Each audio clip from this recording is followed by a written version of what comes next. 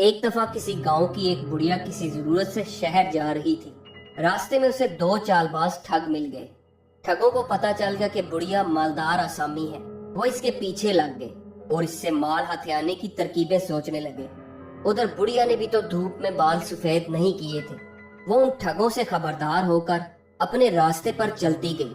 تیز تیز قدم اٹھا کر دونوں ٹھگ جلدی ہی بڑھیا سے جا ملے اور بڑے ادب سے سلام کرتے ہوئے پوچھنے لگے، نانی اماں کہاں جا رہی ہو؟ بڑھیا نے جواب دیا، جیتے رہو بیٹا، یہیں شہر تک جا رہی ہوں۔ دونوں ٹھگوں نے کہا، ہم بھی شہر جا رہے ہیں، اچھا ہوا کہ آپ مل گئیں، چلیے باتیں کرتے کرتے راستہ آسانی سے کٹ جائے گا۔ ایک ٹھگ نے پوچھا، بڑی اماں آپ کو شہر میں کوئی کام ہے کیا؟ بڑھیا نے کہا، بیٹی کی شادی جو کرنی ہے، دن رات فکر لگی رہتی ہے، مہنگائی کے زمانے میں خرچ ہی پورے نہیں ہوتے، تو ایک زیور رکھے ہوئے تھے، سوچا کہ انہیں بیچ کر کچھ خرچ پورے کیے جائیں۔ ایک ٹھگ نے جواب دیا، کیوں نہیں، زیور تو بنائے ہی اسی لیے جاتے ہیں کہ آڑے وقت کام آئے۔ دوسرے ٹھگ نے کہا، اچھا نانی اماں کوئی اچھی سی کہانی سناؤ تاکہ سفر کٹ جائے۔ بڑھیا نے کہا، بات تو ٹھیک ہے لیکن اس وقت مجھے کوئی اچھی کہانی یاد نہیں آ رہی، پہلے تم شروع کرو، اتنے میں مجھے بھی کوئی کہانی یاد آ جائے گی تو میں تم لوگوں کو سناؤں گی۔ پہلے ٹھگ نے کہا، نانی اماں جگ بیتی کہانیاں تو سنتے سنتے جی بھر گیا ہے، اس وقت میں آپ کو ایک آپ بیتی سناتا ہوں، لیکن اگر آپ نے اس واقعہ کو جھوٹ سمجھا تو آپ کو اپنا ایک زیور ہمیں دینا پڑے گا۔ بڑھیا جو کہ پہلے ہی خبردار ہو چکی تھی، یہ سن کر ٹھگوں کی نیت کو اور بھی اچھی طرح سے بھانپ گئی۔ سوچنے لگی کہ مکار خواہ کتنی ہی شرافت کیوں نہ دکھائیں، ان سے غافل نہ رہنا چاہیے۔ پھر ذرا ہوشیار ہو کر بولی، ہاں بیٹا، اگر واقعہ سچا ہوا تو میں اسے جھوٹ کیوں سمجھوں گی؟ خیر مجھے تمہاری بات منظور ہے، تم اپنی کہانی شروع کرو، کسی طرح راستہ تو کٹے۔ ٹھگ آپ بیتی سنانے لگا، میرے بچپن کا واقعہ ہے کہ اسی طرح میں ایک گلی میں جا رہا تھا، راستے میں لکڑی کی ایک گیند پڑی مل گئی، جوں ہی میں نے اسے ٹھوکر ماری، جادو کی وہ گیند پھٹ گئی اور ایک جن اس میں سے نکل کر آسمان کی طرف اڑنے لگا۔ وہ اونچے ہی اونچے اڑتا جا رہا تھا، میں ٹکٹکی باندھے اسے دیکھتا رہا، پھر یکا یک وہ میری آنکھوں سے اوجھل ہو گیا۔ آسمان سے نگاہ ہٹا کر میں نے زمین پر پڑی گیند کی طرف دیکھا تو وہی جن پھٹی ہوئی گیند کے پاس کھڑا تھا۔ جو ہی میں نے جن کی طرف دیکھا وہ آنکھوں کے راستے میرے جسم میں سمانے لگا۔ جن کا میرے جسم میں سمانا تھا کہ میں بھی اپنے اندر اڑنے کی طاقت محسوس کرنے لگا، اور کچھ ہی دیر بعد میں خود بھی آسمان کی بلندیوں پر اڑ رہا تھا۔ اڑتے اڑتے میری مڈ بھیڑ ایک عقاب سے ہو گئی۔ عقاب نے ایک ہی جھپٹے میں میری دونوں آنکھیں نکال لی اور چونچے مار مار کر مجھے ایک سمندر میں گرا دیا۔ ابھی ٹھگ یہ کہانی سنا رہا تھا کہ کہانی کے اثر کا اندازہ لگانے کے لیے ٹھگ نے پوچھا، کیوں نانی اماں میں جھوٹ تو نہیں بک رہا؟ بڑھیا نے کہا، مجھے یقین ہے بیٹا، تم بھلا جھوٹ کیوں بولنے لگے؟ زندگی میں انسان کو ایسے ہی واقعات سے گزرنا پڑتا ہے، تم بالکل سچ کہہ رہے ہو۔ ہاں آگے کہو کہ سمندر میں سے تم زندہ کیسے بچ نکلے؟ ٹھگ نے اپنی کہانی پھر شروع کرتے ہوئے کہا، جیسے ہی میں سمندر میں گرا مجھے ایسا محسوس ہونے لگا کہ میرا قد بڑھنے لگا ہے۔ احساس کی یہ منزل ابھی شروع ہی ہوئی تھی کہ ایک بہت بڑی مچھلی اپنا خوفناک منہ کھولے میری طرف بڑھنے لگی اور دوسرے ہی لمحے اس نے مجھے نگل لیا۔ اتفاق سے جلد ہی وہ مچھلی ایک ماہی گیر کے جال میں جا پھنسی۔ ماہی گیر اتنی بڑی مچھلی پا کر بہت خوش ہوا۔ اسی دن شہر کے کوتوال کے ہاں ایک شاندار دعوت کا انتظام کیا جا رہا تھا اور اسی دعوت کے لیے مچھلی فراہم کرنے کا کام اسی ماہی گیر کو سونپا گیا تھا۔ ماہی گیر نے اس مچھلی کو زندہ ہی اپنے ریڑے پر لادا اور کوتوال کے ہاں پہنچ گیا۔ اس قدر عمدہ اور بڑی مچھلی دیکھ کر کوتوال نے ماہی گیر کو ڈھیروں انعام دیا اور اسی وقت باورچی کو بلا کر حکم دیا کہ مچھلی کو اچھی طرح صاف کر کے ایسا لذیذ پکایا جائے کہ مہمان مدتوں اس دعوت کا مزہ یاد رکھیں۔ مچھلی کی صفائی کے لیے باورچی ابھی اپنے اوزار ہی سنبھال رہا تھا کہ لپک کر مچھلی نے باورچی کو پکڑ لیا اور دوسرے ہی لمحے اسے زندہ نگل گئی۔ باورچی کے معاونوں نے شور مچایا تو صاحب بہادر موقع پر آ پہنچے۔ صاحب نے فوراً ایک جراح کو بلا کر ساری حقیقت بیان کرتے ہوئے کہا کہ مچھلی کا پیٹ آہستہ آہستہ اس احتیاط سے چاک کیا جائے کہ باورچی صحیح سلامت باہر نکل آئے۔ جب مچھلی کا پیٹ چاک کیا گیا تو باورچی کے ساتھ میں بھی صحیح سلامت باہر نکل آیا۔ اچنبے کی بات تو یہ تھی کہ میری آنکھیں بھی بالکل ٹھیک ہو چکی تھیں اب تو میں بھی دعوت کے انتظام کی ساری چہل پہل اپنی آنکھوں سے دیکھ رہا تھا۔ باورچی کے ساتھ مجھے بھی دیکھ کر لوگ بہت حیران ہوئے کہ مچھلی کے پیٹ میں جا کر باورچی 1 سے 2 کیسے ہو گیا۔ میری آپ بیتی سن کر صاحب مجھ پر بڑے مہربان ہو گئے۔ انہوں نے پہننے کے لیے مجھے خوب اچھے اچھے کپڑے دیے اور اس دعوت میں بھی شریک ہونے کو کہا۔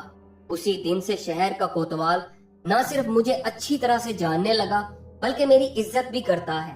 ٹھگ کی آپ بیتی سن کر بڑھیا نے بڑی بے نیازی سے کہا، بیٹا تم تو بڑے بہادر نکلے، مشکل کا سامنا بڑی ہمت سے کیا۔ تمہاری ہمت اور حوصلے کی جتنی بھی داد دی جائے وہ کم ہے۔ یہ سن کر ٹھگوں نے سر پیٹ لیا۔ انہوں نے سمجھا تھا کہ بڑھیا اس واقعے کو جھوٹ سمجھے گی اور وہ اس کا زیور ہتھیا لیں گے۔ تیر نشانے پر نہ بیٹھتے دیکھ کر دونوں بڑے پریشان ہوئے، لیکن اپنی پریشانی کو چھپاتے ہوئے بولے، نانی اماں اب آپ بھی کوئی ایسی آپ بیتی سنائیے جو سچی ہونے کے ساتھ ساتھ ذرا دلچسپ بھی ہو۔ بڑھیا نے کہا، سچ کا بول بالا، جھوٹے کا منہ کالا۔ زندگی میں کبھی جھوٹ نہیں بولا تو اب بڑھاپے میں جھوٹ بول کر اپنی عاقبت کیوں خراب کروں گی؟ لیکن اگر تم نے میری کہانی کو جھوٹ سمجھا تو میں بھی تم سے 100 روپے وصول کر لوں گی۔ اسی امید پر کہ بڑھیا کی کہانی سننے کے بعد ایک بار پھر انہیں بڑھیا کو پھانسنے کا موقع مل جائے گا، ٹھگوں نے ایک زبان ہو کر کہا، ہاں ہمیں منظور ہے نانی اماں۔ بڑھیا نے اپنی آپ بیتی سنانی شروع کی۔ میرا باپ ایک کسان تھا۔ جب میری شادی کی تو اس کے جہیز میں بیلوں کی ایک جوڑی بھی مجھے دی۔ بہت ہی اچھی جوڑی تھی۔ دور دور کے گاؤں سے لوگ ان بیلوں کو دیکھنے آتے تھے۔ ایک دن کیا ہوا کہ باہر کھیتوں ہی میں کام کرتے کرتے وہ دونوں بیل ایک دوسرے سے بھڑ گئے۔ ایک نے دوسرے بیل کے ماتھے پر ایسا سینگ مارا کہ خاصا گہرا زخم ہو گیا۔ بہت علاج کروایا مگر زخم ایسا تھا کہ بھرنے میں نہ آتا تھا۔ ایک دن نہ جانے کہاں سے ایک بنولا زخم میں جا گھسا۔ بہت کوشش کی مگر نہیں نکلا۔ کچھ ہی دنوں میں وہاں ایک پودا اگایا۔ بڑھتے بڑھتے جب وہ خاصا بڑا ہو گیا تو اس میں ایسی عمدہ کپاس کے ڈوڈے لگے کہ تمہیں کیا ہی بتاؤں۔ ہم نے کپاس جمع کرنا شروع کر دی۔ اس طرح سے ہمارے پاس کافی کپاس جمع ہو گئی۔ اب تو اس انوکھے بیل کی چرچا اور بھی دور دور تک ہونے لگی اور روزانہ اس بیل کو دیکھنے والوں کا تانتا لگنے لگا۔ ہم نے بیل کو اپنی حویلی میں باندھ دیا اور اس عجوبے کو دیکھنے کے لیے بیل درشن کے چندہ کے طور پر 4 آنے فی کس پیسے لگا دیے۔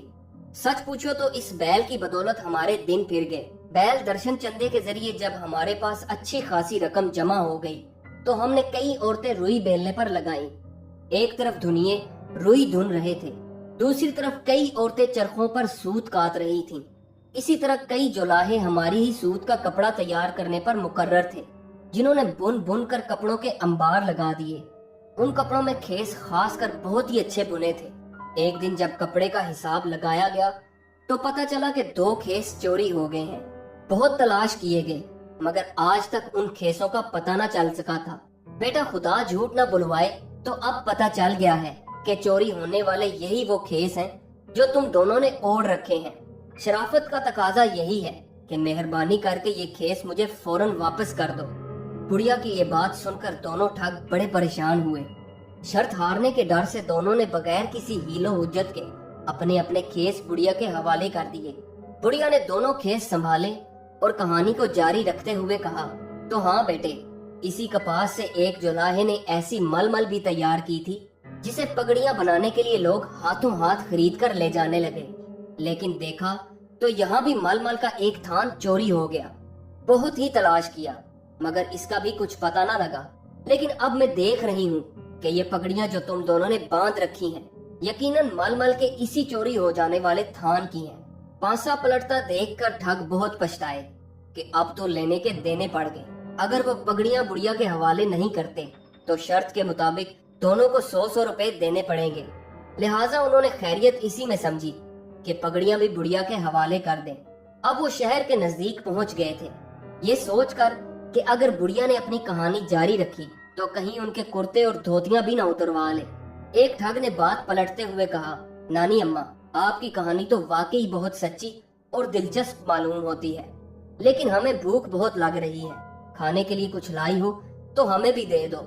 بڑھیا نے کہا، بس اب تو شہر آیا ہی سمجھو، مجھے اپنے زیور بیچنے ہیں، جب زیور بک جائیں گے تو آرام سے کسی جگہ بیٹھ کر کھانا بھی کھائیں گے۔ ٹھگ دل ہی دل میں بہت خوش ہوئے اور سوچا کہ اچھا बुढ़िया तुम जरा अपने जेवर तो बेच लो, फिर कोई दाव चलाएंगे, आखिर जाएगी कहाँ ये हमसे बचकर। कुछ ही देर में वो तीनों शहर पहुंच गए। जब वो सुनार की दुकान के करीब पहुंचे तो बुढ़िया ने ठगों के सामने अपने जेवर उतारे और बोली, बेटा ये रही सुनार की दुकान, तुम जरा यहीं ठहरो, मैं ये जेवर बेचकर अभी आती हूँ। ठग सुनार की दुकान के बाहर बैठ गए और बुढ़िया अंदर चली गई। सुनार ने पूछा, क्या चाहिए अम्मा? बुढ़िया ने कहा, मैं अपने 2 नौकरों को बेचना चाहती हूँ, वही दोनों जो सामने बैठे दिखाई दे रहे हैं। अगर आपको जरूरत हो तो आप खरीद लीजिए। सुनार ने पूछा, लेकिन आप इन दोनों के कितने पैसे लेंगी? बुढ़िया ने जवाब दिया, सिर्फ 500 रुपए। सुनार ने कहा, 500 रुपए तो बहुत ज्यादा है, कुछ कम कीजिए तो बात बन सकती है। मामला 400 रुपए में तय होने वाला देखकर बुढ़िया दिखावे के लिए सोच में पड़ गई और सुनार से कहने लगी, जरा रुकिए, मैं नौकरों से भी तो पूछ लूं कि वो दोनों अलग अलग जगह पर बिकना चाहते हैं या दोनों को यहीं बेच दूं। ये कहकर बुढ़िया ने जरा ऊंची आवाज से पूछा, हाँ बेटो, जरा ये तो बताओ कि एक एक करके बेचूं या दोनों को एक ही जगह फरोख्त कर दूं। ठगों ने समझा कि बुढ़िया जेवरों के बारे में पूछ रही है। वहीं बैठे बैठे दोनों ने जवाब दिया, नानी अम्मा, दोनों को एक ही जगह यहीं पर बेच दीजिए, अलग अलग जगहों पर बेचने की जरूरत नहीं। ये सुनकर सुनार को भी तसल्ली हो गई कि सौदा नौकरों की रजामंदी से ही तय हो रहा है।